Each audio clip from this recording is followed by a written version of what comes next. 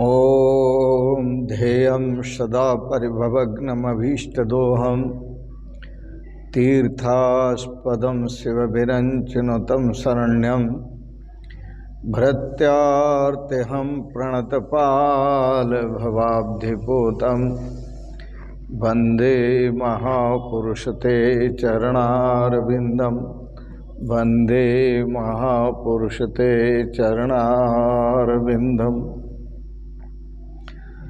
ॐ सच्चिदानन्दरूपाय विश्वोत्पत्त्यादिहेतवे तापत्रयविनाशाय श्रीकृष्णाय वयं नमः। श्रीकृष्णाय वयं नमः।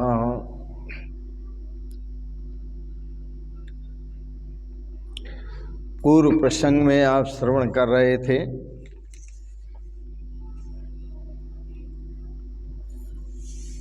श्रीमद् भागवत का श्रवण करने से जीव निर्भय बनता है।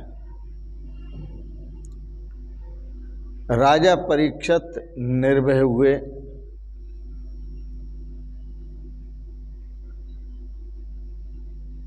दो ही बातें होती हैं, एक भय, एक निर्भय।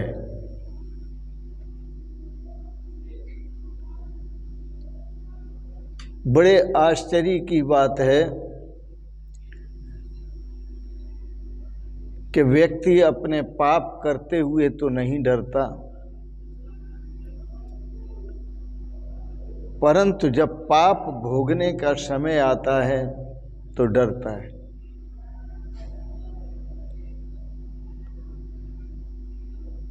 पाप करते समय मनुष्य नहीं डरता है,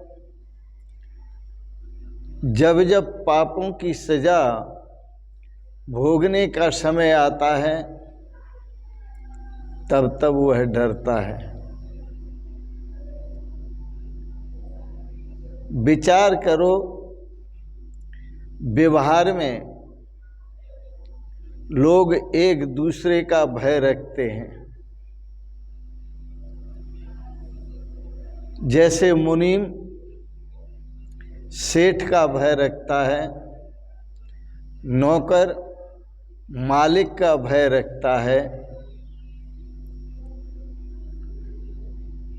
परंतु जबकि मनुष्य किसी दिन भी ईश्वर का भय नहीं रखता,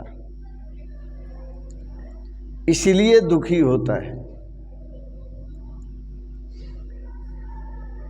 यदि इसे ईश्वर का भय हो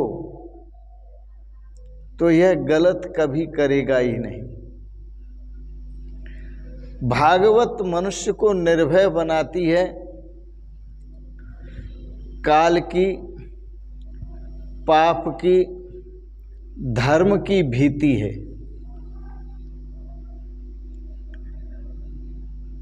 व्यक्ति काल से, मनुष्य काल से डरता है, पाप से डरता है, धर्म से डरता है। मृत्यु से मनुष्य डरता है, और यदि विचार करें तो वस्तुतः मृत्यु से नहीं डरता। मृत्यु के समय में जो उसे पाप याद आते हैं अपने, उन पापों को भोगने से डरता है।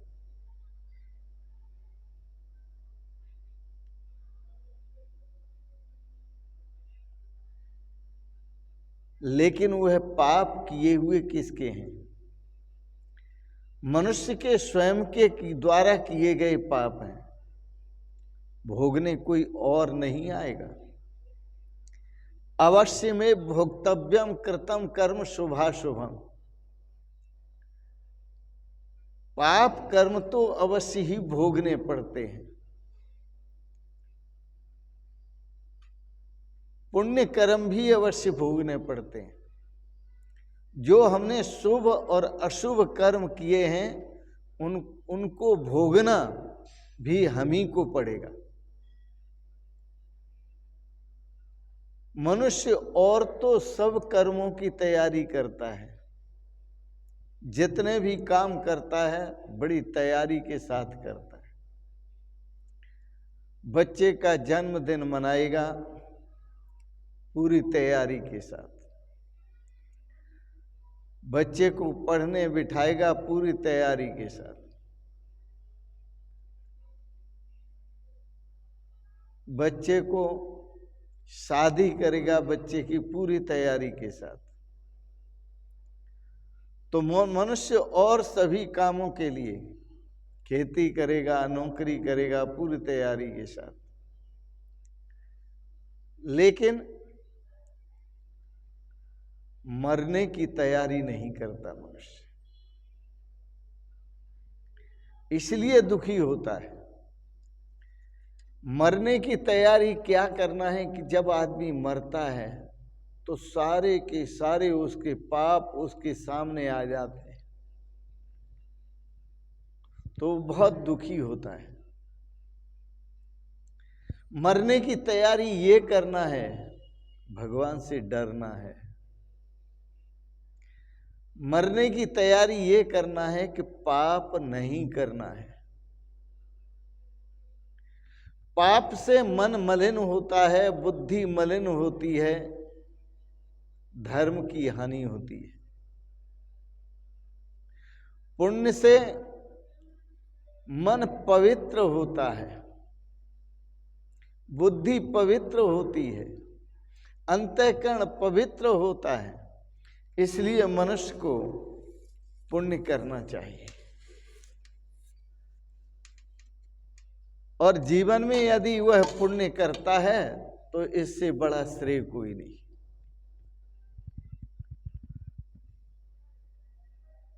क्योंकि पुण्य कर्मों का जो फल है चित्त शुद्धि परम प्रयोजनम, कर्मण बुद्धि शुद्धि परम प्रयोजनम, बुद्धि को शुद्ध करना है। आप डरते हैं, दुकानदार हैं, इनकम टैक्स वाले आ जाएंगे छापा मारेंगे, आप डरते हैं, आपको घबराहट होती है। परंतु जीवन में जब आप पाप करते हैं तो आपको घबराहट नहीं होती। तब भी सोचो कि भगवान देख लेंगे या भगवान देख रहे हैं हम कैसे पाप कर रहे हैं। आदमी पाप करने के लिए तो सतत प्रयास करता है,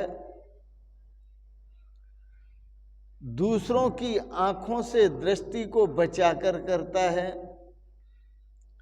पाप कर्म बहुत सावधानी से करता है, कोई देख न ले, लेकिन पुण्य कर्म नहीं करता। जो पुण्य करता है तो मनुष्य के पुण्य ही उसकी रक्षा करते हैं। जो पाप करता है मनुष्य के पाप ही उसके मरण का कारण बनते हैं, मृत्यु का कारण बनते हैं।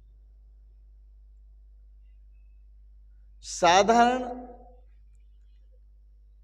मुनीम को जो डर लगता है मालिक आ जाएगा हिसाब लेगा, तो मालिक से डरता है मुनि, सेठ से डरता है।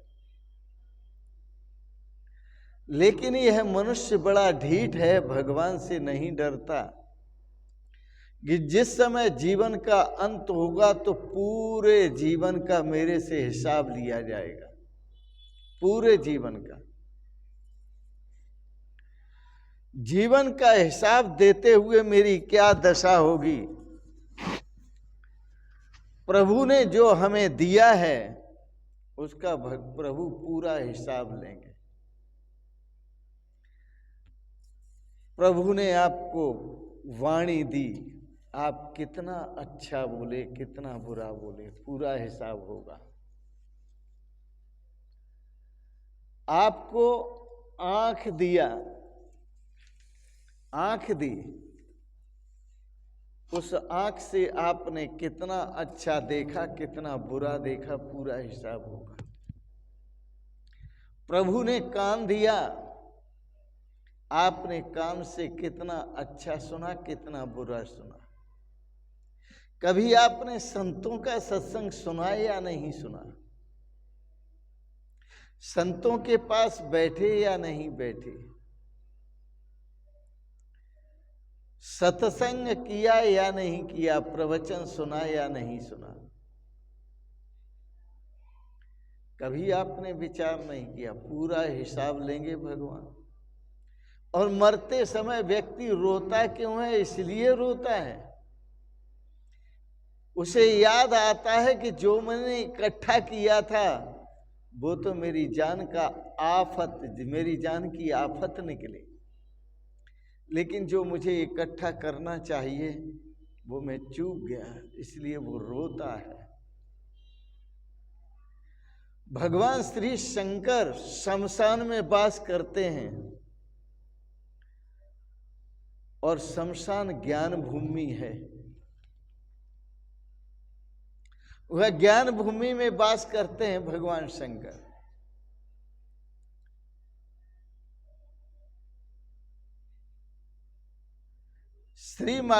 श्रीमद् भागवत की कथा अमर है। जब हम सत्संग करते हैं तो हमें ज्ञान प्राप्त होता है, वैराग्य प्राप्त होता है, भक्ति प्राप्त होती है और अपने जीवन का हम श्रेय प्राप्त करते हैं। श्रीमद् भागवत की अमर कथा है। राजा परीक्षित को अमर कर दिया, उसे भक्ति प्राप्त हुई, ज्ञान प्राप्त हुआ, वैराग्य प्राप्त हुआ। वैराग्य ऐसा, राजपाट त्याग दिया। भक्ति ऐसी कि अब प्रभु का दर्शन हो रहा है। ज्ञान ऐसा कि मैं निर्भय हूं, नैनम छिद्दंत शस्त्राणि, अब मुझे पता चल गया मेरी आत्मा का कभी नाश नहीं होता। इस आत्म स्वरूप को कभी शस्त्र काट नहीं सकता, अग्नि जला नहीं सकता, वायु सुखा नहीं सकता, जल गीला नहीं कर सकता। निसंदेह हो गया। मीरा जी श्री द्वारिकाधीश में जीते जी समा गई। जीते जी नृत्य करती हुई द्वारिकाधीश में सदैव समा गई। गौरांग प्रभु नृत्य करते हुए जगदीश में सदैव समा गए। हम शरीर त्याग कर ही समा जाए, लेकिन जब तक हम प्रभु का चिंतन नहीं करेंगे तब तक ये स्थिति आएगी नहीं। तन हमारा भगवान की सेवा में हो, मन हमारा भगवान के श्री चरणों में लगा हो, विचार हमारा स्वरूप का हो और हम अपने स्वरूप में स्थित हो जाएं। श्रीमद् भागवत की कथा सुनो, अनायास समाधि लगेगी, अनायास। श्रीमद् भागवत की कथा सुनने से अनायास समाधि लग जाती है। योग तप के बिना, सत्संग के बिना श्री भगवान से मिलन नहीं होता। यही सब साधन है, यह भगवान के मिलने का, मिलाने का साधन भागवत शास्त्र है, श्रीमद् भागवत शास्त्र। जहां भी कथा हो रही हो, आप बड़े प्रेम से श्रीमद् भागवत का श्रवण करें और अपने जीवन में श्रेय और सौभाग्य को प्राप्त करें, परमात्मा की कृपा प्राप्त करें, प्रभु का चिंतन करते रहें, स्मरण करते रहें, मनन करते रहें, ध्यान करते रहें और प्रभु में समाधिस्थ होने का पूर्ण प्रयास करें। इन्हीं शब्दों के साथ वाणी को विराम देंगे। आपने बड़े प्रेम और श्रद्धा से आज की श्रीमद् भागवत पर विचार श्रवण किए, इसके लिए बहुत बहुत अनुग्रहित हैं। आपको अच्छे लगे सब्सक्राइब करें, लाइक करें, शेयर करें और अंत में आप सभी को बहुत बहुत शुभकामनाएं, बहुत बहुत आशीर्वाद, बहुत बहुत प्रणाम। शिवोहम शिवोहम शिवोहम।